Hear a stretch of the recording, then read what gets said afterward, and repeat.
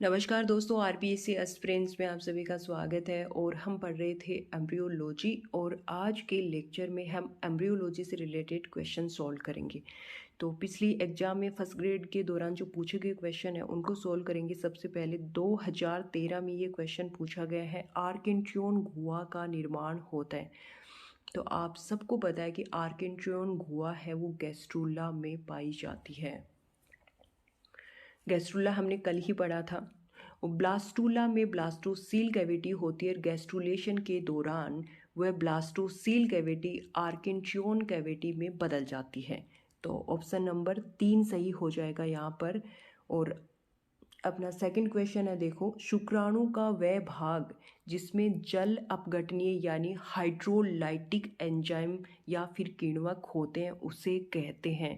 तो आप सबको पता है जो हाइड्रोलिटिक एंजाइम होते हैं वो एक्रोसोम में पाए जाते हैं। एक्रोसोम में ये हाइड्रोलिटिक एंजाइम लाइसोसोम के मॉडिफाइड होते हैं, या फिर इस हाइड्रोलाइटिक एंजाइम को हम स्पम लाइसिन भी कहते हैं। तो यहाँ पर ऑप्शन नंबर डी सही हो जाएगा। 2015 में ये क्वेश्चन पूछा गया, मेंढक के युग्मनज में प्रथम क्लीवेज होता है। तो देखो, अंशभंजी, क्षैतिज,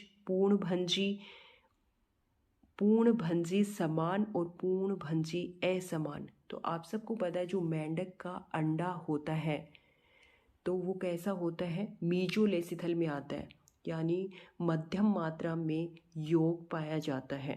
ठीक है, यानी मेंढक के अंडे में जो वितलन होता है वो होलोब्लास्टिक तो होता है, लेकिन ये होलोब्लास्टिक भी दो तरीके का है, क्योंकि ऑप्शन में यहाँ पर समान और असमान दे रखे हैं, तो ये भी हमको ध्यान रखना है। अगर सीधा ही आता कि अंशभंजी होता है, क्षैतिज होता है, पूर्णभंजी होता है, तो पूर्णभंजी हो जाता सीधा का सीधा। लेकिन यहाँ पर इसने समान और असमान भी पूछा है। तो होलोब्लास्टिक क्लीवेज है वो दो तरीके का होता है, समान पूर्ण भंजी विदलन और असमान पूर्ण भंजी विदलन। लेकिन जो समान होता है वो सबको पता है कि होमोलेसिथल एग में होता है, होमोलेसिथल और एलिसिथल में होता है। ठीक है, एलिसिथल में होता है। ये कौन सा बता रही हूँ, ये पूर्ण भंजी। तो होमोलिसिथल में आप सबको पता है कि सी अर्चन, हर्डमानिया, एम्फिओक्सिस, ये सब होमोलिसिथल में आते हैं। और एलिसिथल में ह्यूमन, रैट, मंकी, रैबिट ये आते हैं। लेकिन जो पूर्ण भंजी असमान वितलन होता है उसमें साइक्लोस्टोमेटा आता है, एम्फीबिया आता है और डिप्नोई आती है। ठीक है, डिप्नोई आती है। तो इसमें क्या होगा कि यहाँ पर अनइक्वल होलोब्लास्टिक क्लीवेज होगा। ठीक है, इसमें क्या होता है कि मान लीजिए ये अंडा है फ्रॉग का, और फ्रॉग के अंडे में आपको पता है कि ये एक एनिमल पोल होता है और ये वेजिटल पोल होता है। तो एनिमल पोल की तरफ योग कम पाया जाता है और वेजिटल पोल की तरफ योग पाया जाता है। ठीक है, इसमें इसका मतलब है कि जो योग मध्यम मात्रा में तो है लेकिन अनइक्वल रूप से डिवाइड रहता है अंडे में। वेजिटल पोल पर ज़्यादा पाया जाता है तो इधर मैक्रोमियर टाइप के ब्लास्टोमियर बनेंगे, और एनिमल पोल की तरफ योग कम पाया जाता है तो इधर जो ब्लास्टोमियर बनेंगे उनको माइक्रोमियर बोलेंगे। और इस पूरे ब्लास्टुला को एम्फीब्लास्टुला बोला जाता है। तो यहाँ पर कौन सा होगा, पूर्ण भंजी असमान विदलन होगा। ठीक है, क्योंकि मैंने ये पूरा इसलिए बताया आपको क्योंकि यहाँ पर पूर्ण भंजी समान दे रखा है आंसर में, जो कि सही नहीं होगा, क्योंकि आप सबको पता है कि होमोलिसिथल एग में होता है। होमोलिसिथल एग और एलिसिथल वालों में होता है ये पूर्ण भंजी समान, उनमें पूरे अंडे में तो विदलन होगा और सेम आकार के ब्लास्टोमियर बनेंगे। फ्रॉग के अंडे में भी पूर्ण विदलन होगा लेकिन असमान आकार के ब्लास्टोमियर बनेंगे, आप सबको पता है। तो ये ही सही होगा, पूर्ण भंजी असमान। अगर समान आकार ये समान होता तो ब्लास्टोमियर फिर समान बनते। ब्लास्टोमियर तो दो तरीके के बनते हैं। ठीक है, तो ये डी सही होगा यहाँ पर, तो कंफ्यूज नहीं होना। हो सकता है आप खुद चेक करो अपनी लेवल पर तो आपको आंसर ये मिलेगा, पर सही ये है, आपको ये मानना है सही। ठीक है, अगला क्वेश्चन देखो, 2011 का है ये। कोशिकांग जो शुक्राणु के मध्य भाग में पाए जाते हैं, तो कौन से कोशिकांग शुक्राणु के मिडल पार्ट में पाए जाते हैं। देखो, पहला गोल्जिकाय तथा लाइसोसोम, ये तो नहीं होगा। राइबोसोम तथा एंडोप्लाज्मिक रेटिकुलम ये भी नहीं है। माइटोकॉन्ड्रिया तथा सेंट्रियोल, हाँ ये पाए जाते हैं। माइटोकॉन्ड्रिया और सेंट्रियोल स्पर्म के मिडल पार्ट में पाए जाते हैं। तो यहाँ पर तीसरा ये सही हो जाएगा। ठीक है, अगला क्वेश्चन देखो, 32 कोशिका भ्रूण के निर्माण में होंगे। देखो 2011 में एग्जिट क्वेश्चन पूछा गया, ये मैंने आपको कल करवाया था। अगर आपने कल की क्लास बहुत अच्छी तरीके से देखी है तो आपका ये सही हो जाएगा, निकालना ही नहीं पड़ेगा, आपको याद हो जाएगा कि 5 विदलन होते हैं और 31 समसूत्रण होते हैं। होते किस तरीके से, देखो ये क्या है, जायगोट है, और जायगोट के बाद आप सबको पता है कि पहला जो विदलन होता है उससे 2 सेल्स बनती हैं, 2 सेल्स बनती हैं इस तरीके से। ठीक है, तो 1 से कितनी बन गई 2, 2 से कितनी बनेगी 4, 4 से कितनी बनेंगी 8, और 8 से कितनी बनेंगी 16, और 16 से 32 बनेंगी। तो गिन लो, अगर सीधा नहीं हो पाता तो इस तरीके से कर लेना, 1 2 3 4 और 5, 5 तो विदलन हो गए।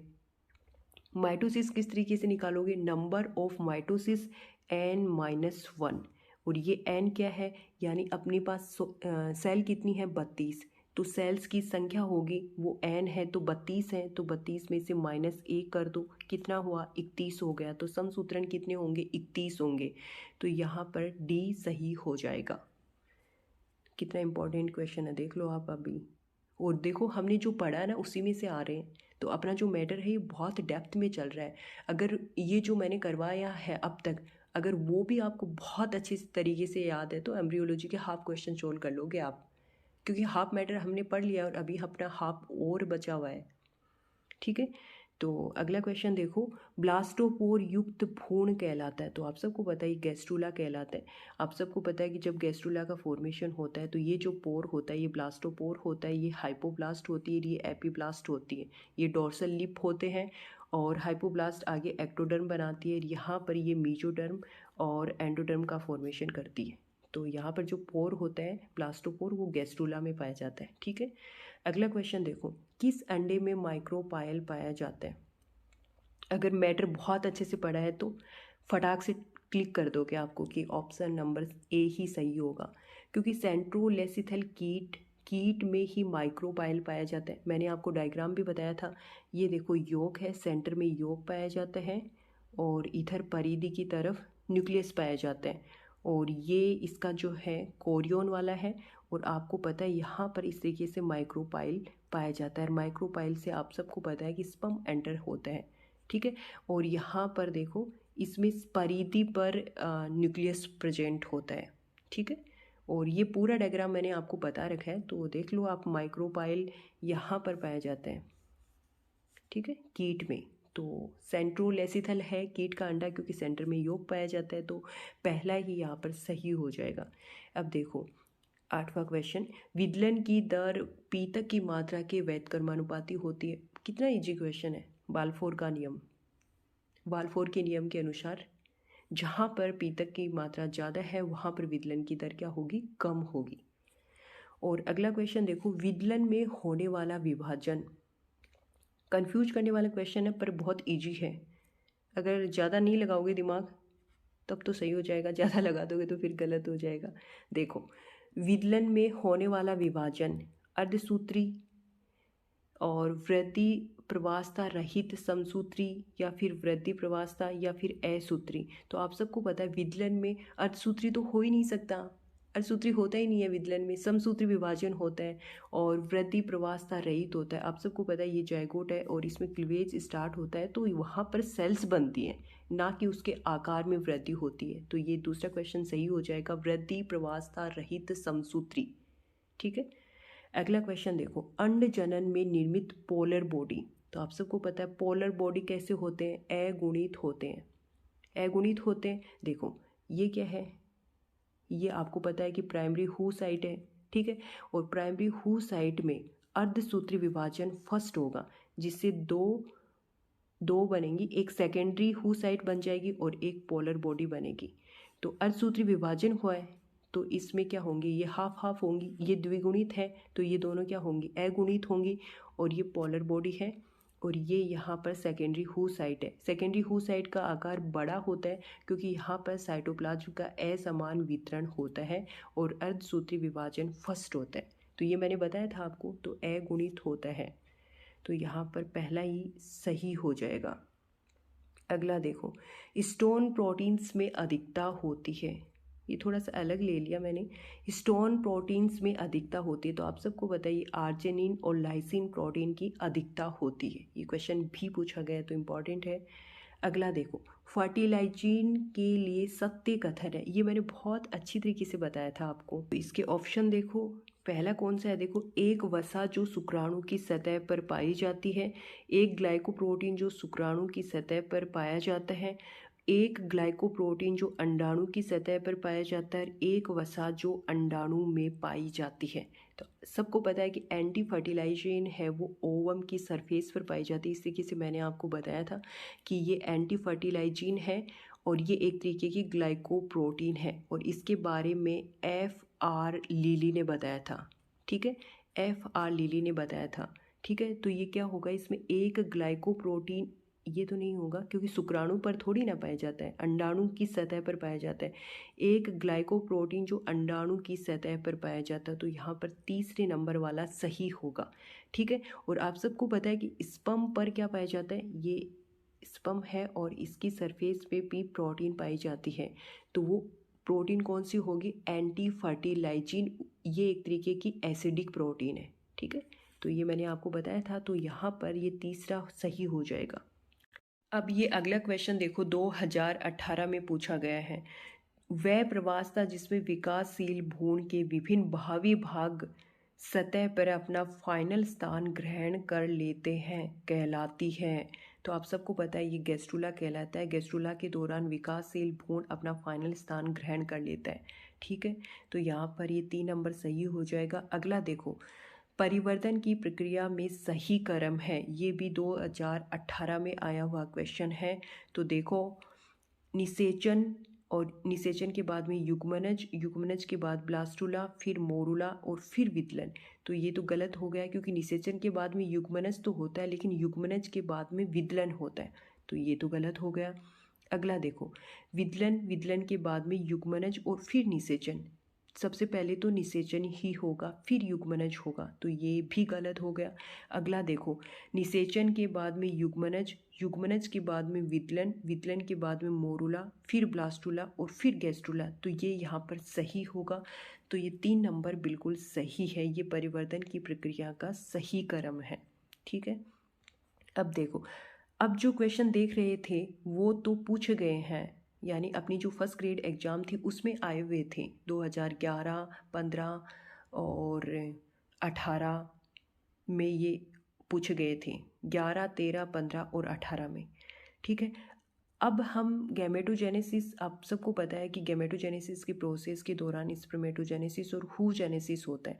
तो सबसे पहले स्पर्मेटोजेनेसिस को लिया है, इसके क्वेश्चन सोल्व करेंगे, और ये क्वेश्चन भी पीएमटी जो होती है ना उस एग्ज़ाम्स में पूछे गए हैं, तो अपनी एग्ज़ाम की दृष्टि से भी इम्पॉर्टेंट है। ठीक है, तो अपनी एग्ज़ाम में भी ये आ सकते हैं। अब देखो, मानव शुक्राणु किसके द्वारा खोजा गया था, तो ये ल्यूवेनहोक के द्वारा खोजा गया था।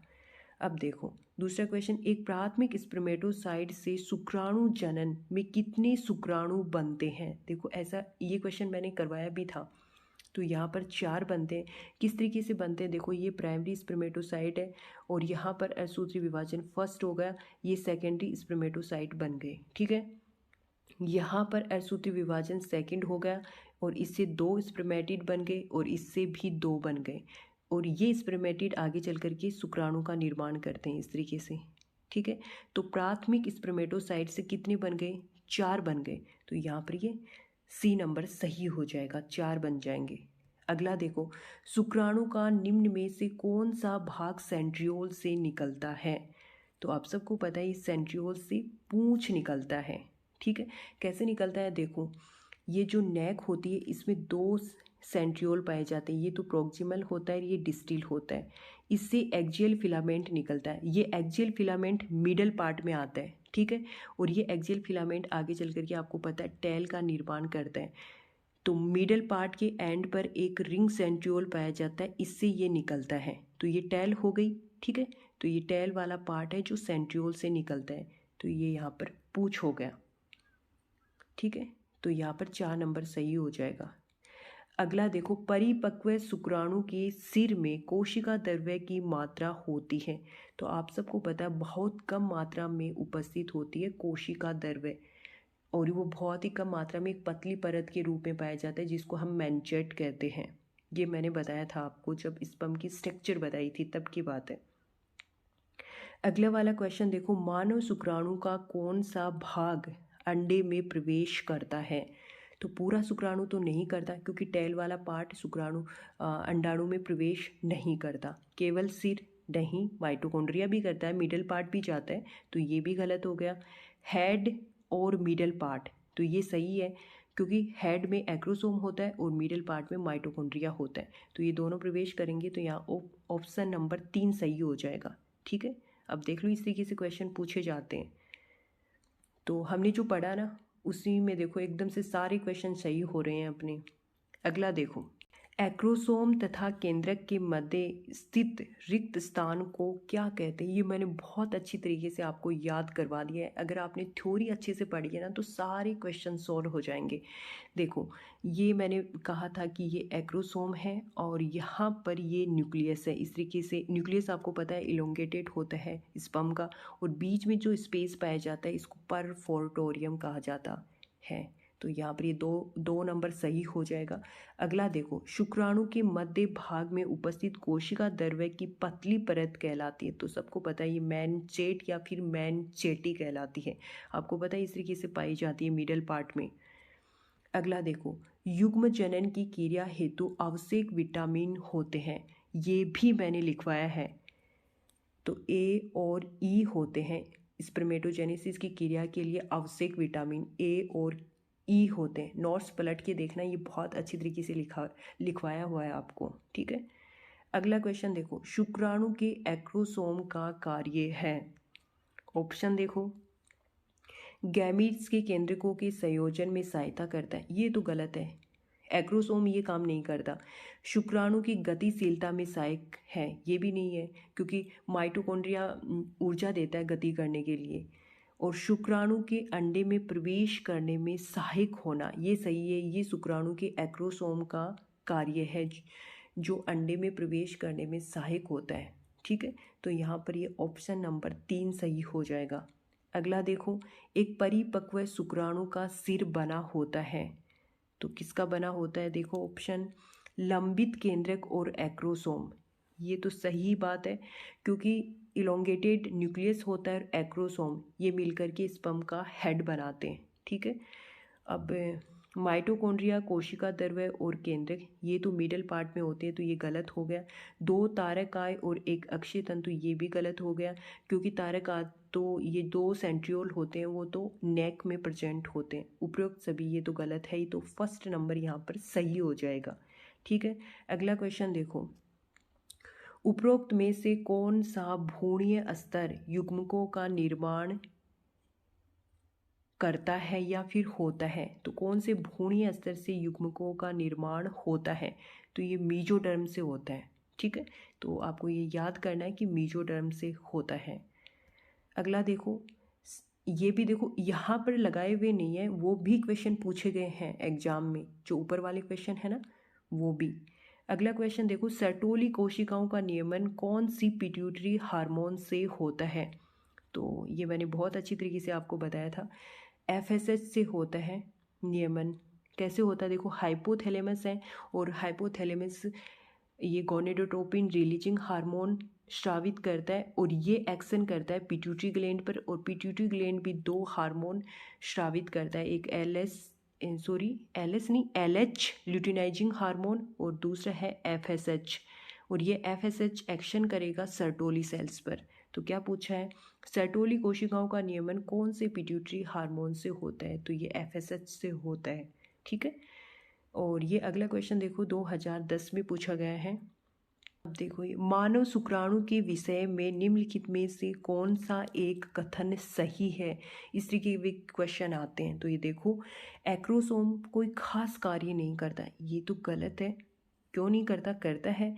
एक्रोसोम में एक शंक्वाकार नुकीली संरचना होती है नहीं, जिसका उपयोग अंडे को भेदने में और उसके भीतर प्रवेश करने के लिए किया जाता है, जिससे निषेचन हो जाता है। अगला देखो, एक्रोसोम में शुक्राणु लाइसीन अंडे के आवरण को घुला देते हैं जिससे निषेचन के लिए सुविधा हो जाती है।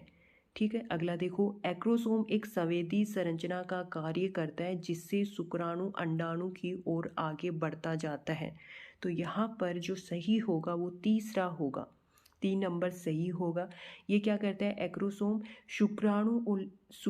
एक्रोसोम में शुक्राणु लाइसीन अंडे के आवरण को घुला देते हैं जिससे निषेचन के लिए सुविधा हो जाती है। तो यहाँ पर 3 नंबर सही होगा। अब तक मैंने 2011, 13, 15 और 18 में आए हुए क्वेश्चन आपको करवा दिए। हमने जो मैटर पढ़ा उसमें से कितने सारे क्वेश्चन आए हैं आप खुद देख लो। अपना जो मैटर है वो हम बहुत डेप्थ में लेकर के चल रहे हैं, तो उस मैटर का रिवाइज करो बार बार, एम्ब्रियोलॉजी से क्वेश्चन बाहर नहीं जाएगा। ठीक है, और मैंने पीएमटी में पूछे गए क्वेश्चन भी करवा दिए हैं आपको, और ये बहुत इंपॉर्टेंट है ये क्वेश्चन, क्योंकि देखो सब्जेक्ट स्पर्मेटोजेनेसिस, हूजेनेसिस, यहाँ पर कैसे भी क्वेश्चन बन सकता है। तो ये देखो इस तरीके से क्वेश्चन बन सकते हैं और हमारे भी आ सकते हैं।